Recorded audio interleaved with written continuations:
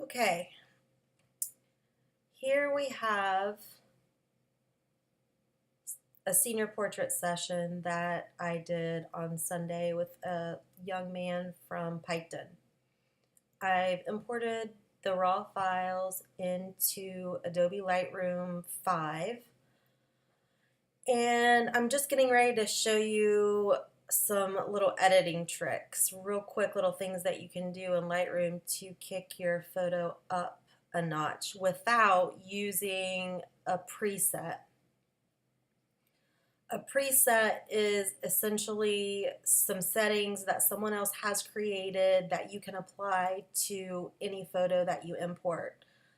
That preset may or may not be appropriate for the picture that you're using, so I just find it's best to adjust those things on my own. So here's a picture of a kid from Piketon, super sweet guy. His name was Chance, and he plays football for Piketon, obviously. But I'm in the library module now. I'm going to go over here and go to the develop module.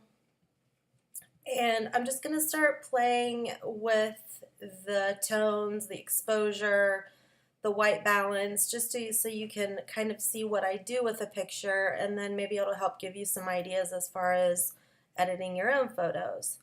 So the first thing I'm going to do is adjust the exposure just a tiny bit, like 0.25, tiny little bit.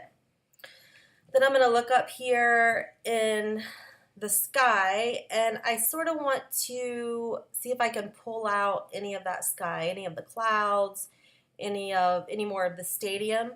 So I'm going to go over here and I'm going to get an adjustment brush, and I am going to go to the burn setting, and I'm going to see if I can just darken this just a little bit and see what happens. Not much is happening, so I'm going to move back over here and just kind of adjust some of the individual settings just to see what happens. And I like that, so I'm going to get a new brush, a little bit smaller brush this time, and I'm going to go in here to the bleachers in the background with this brush and do the same thing. Obviously I've resized that brush to get something a little bit smaller. I'm just going to go through and look where there's some spots that I feel might be a little bit blown out or overexposed. Just kind of pull down that exposure a little bit.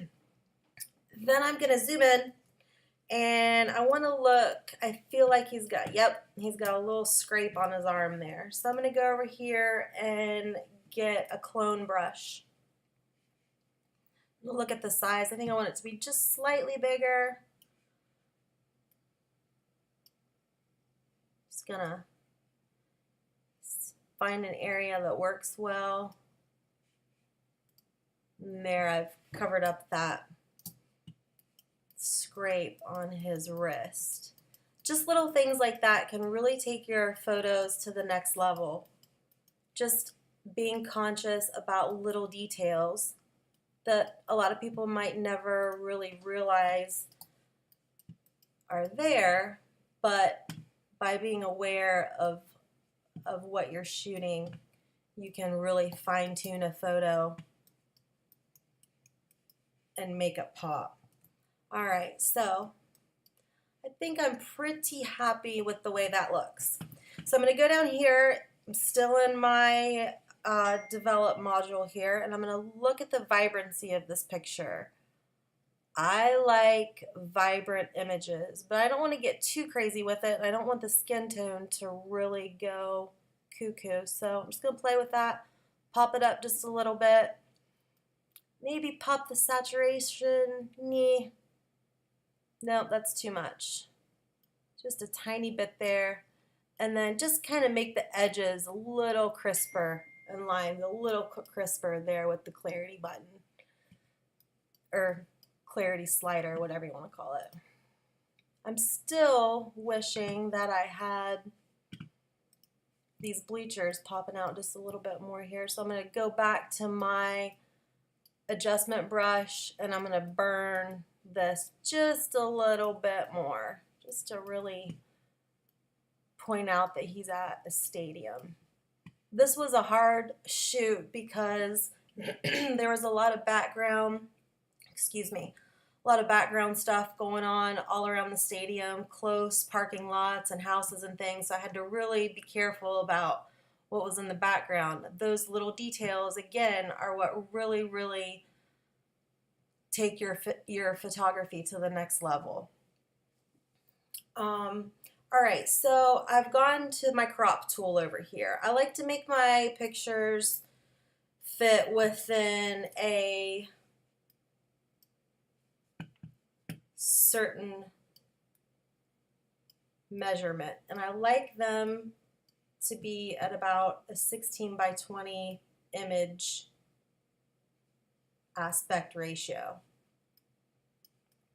But I want to keep as much as I can, but there might be a few little things that I want to go away too, like the bar of the goal board or goal sign up here. I don't really want that in the picture, so I'm going to focus on cropping that out, but still getting as much of this handsome young man in this picture as I can. There. So now we've really cleaned that up. The next thing I'm going to do is go down here to my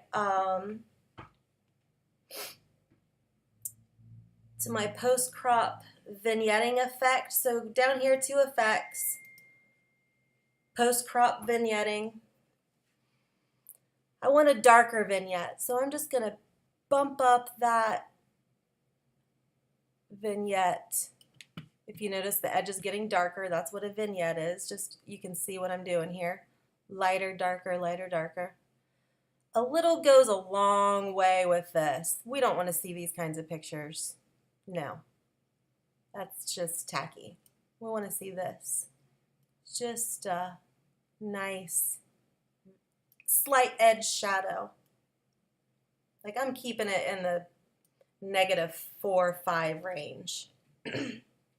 So I'm looking at this picture. That is a nice senior portrait at this young man's high school and the field that he plays on.